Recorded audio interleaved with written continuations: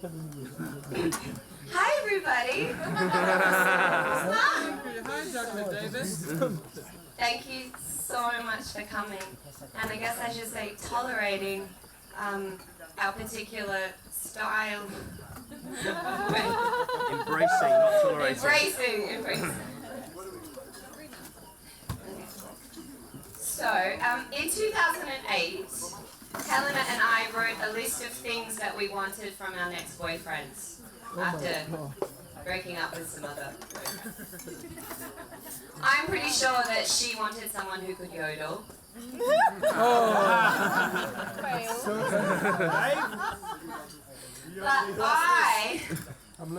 I wrote down that I wanted to find a guy who was as smart as my brother and as interesting as my Uncle Brian. Now, sometimes I wake up in the morning, stare at Glenn in surprise, and think, how the hell did this happen? I mean that in a good way. In a good way. How did I go from playing an innocent game of bingo on the P&O Festa in 1995 to this? And how did I get so lucky? I wish I could tell my 15-year-old self that I would marry James's weird friend Glenn. And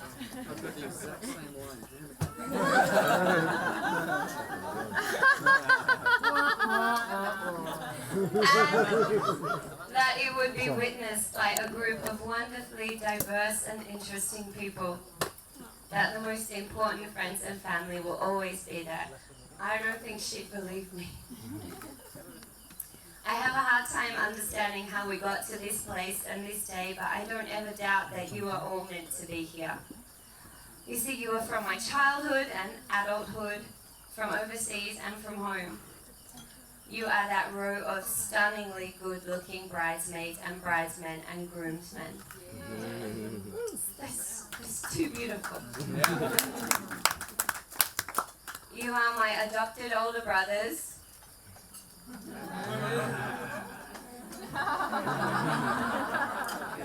Driving me around and taking me to nightclubs when I was 15 with a fake ID that Mum bought for me. Mama Johnny!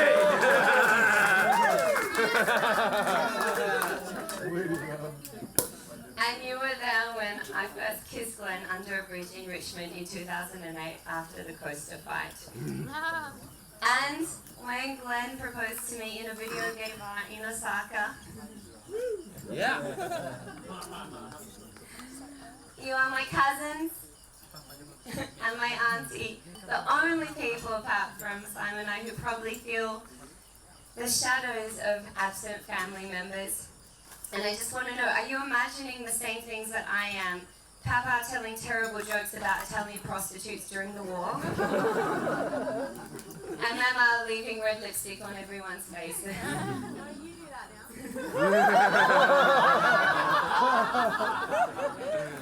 Brian, of course, would be negotiating an arms deal while drinking wine from Francis Ford Coppola's vineyard. And you are my new family. The ones who I met very unexpectedly one day, 5 years ago, when Glenn casually said, oh, I have to just stop by this thing, which turned out to be a giant party with every single member, hello, of his family. Which was a little bit of a surprise. And since that day, you have always supported, accepted, and most importantly, fed me. But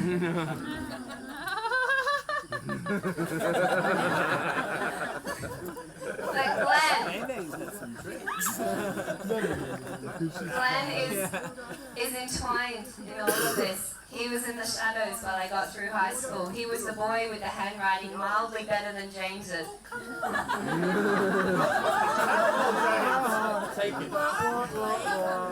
Who asked me about school, filled tapes with indie rock, and sent radio plays that I returned covered in red pen correction. He was on MSN Messenger.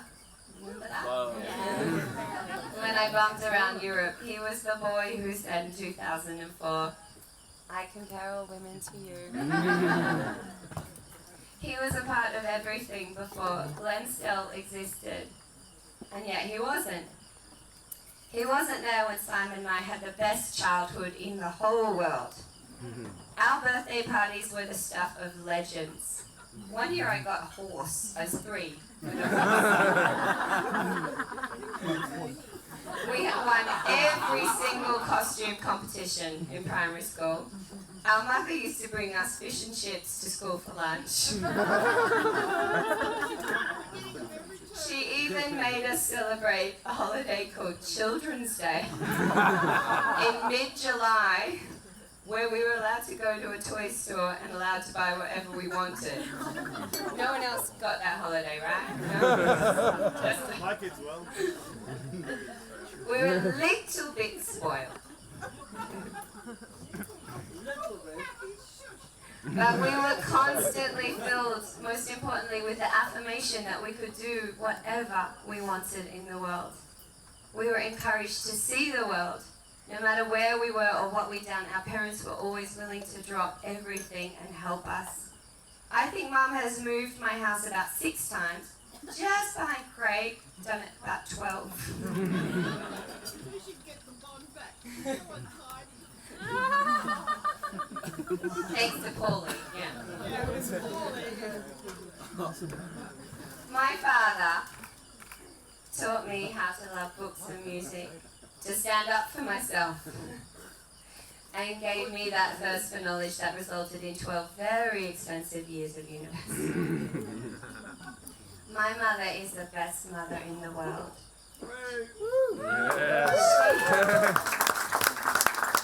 She gave me a 3-step skincare routine when I was 11.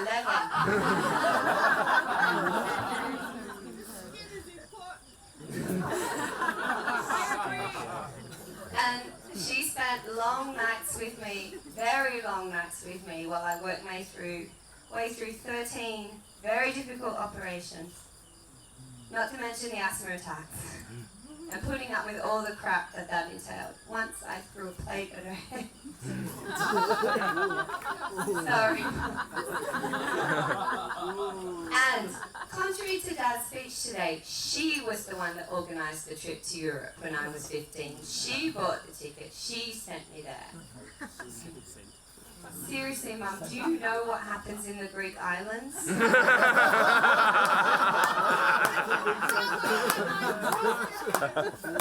Has anyone been to Eos? Would you go there if you were 15 years old? She let me take a month off school. If Simon's guiding you, it's acceptable. Eos. Speaking of Simon. Bumhead. You are my best friend in the whole world.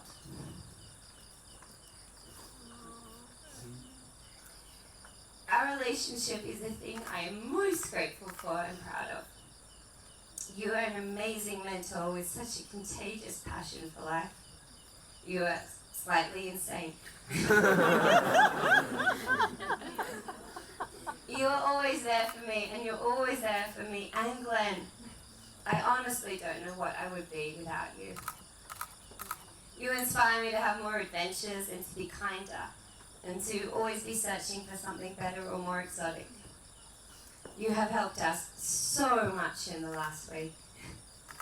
But I don't know why I would be surprised about that. You have looked after me my whole life. Is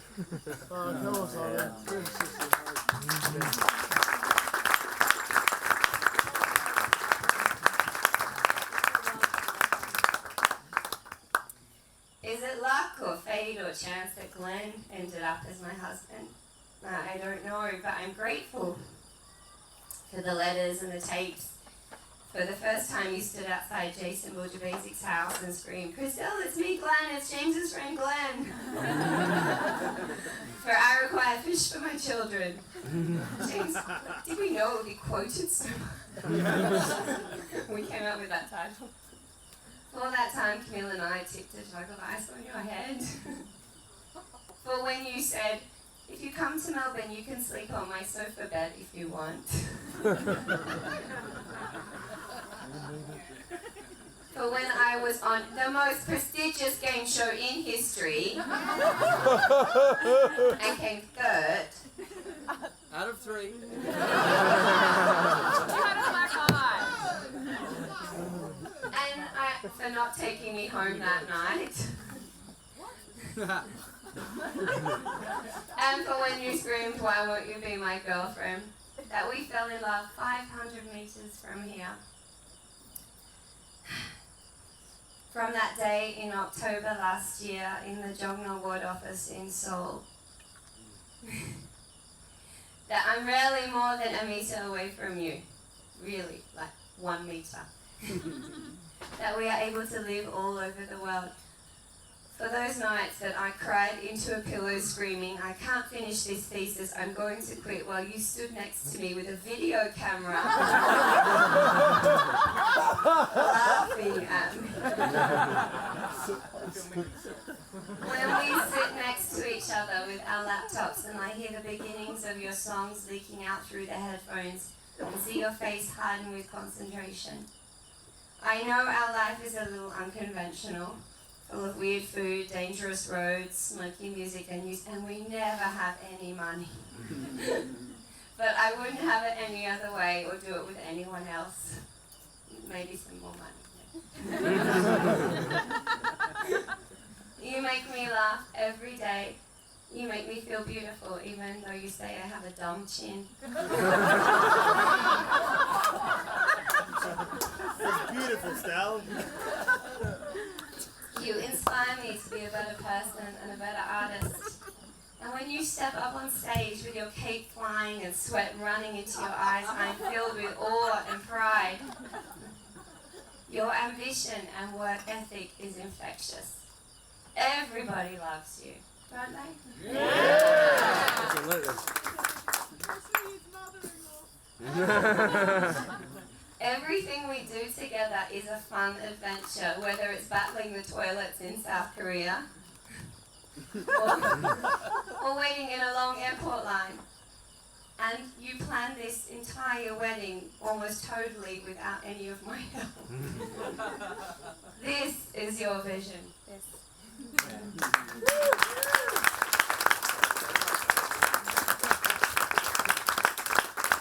You take care of me and support me every day, and I cannot wait to see what we do next. Most importantly, I wake up every day and I think about this. What happens or how bad or boring or sad things are, there's this part of us that secretly thinks, I have this secret special skill that no one knows about. And eventually we meet somebody else and they're like, oh, you have a secret special skill. And you're like, I know! So do you!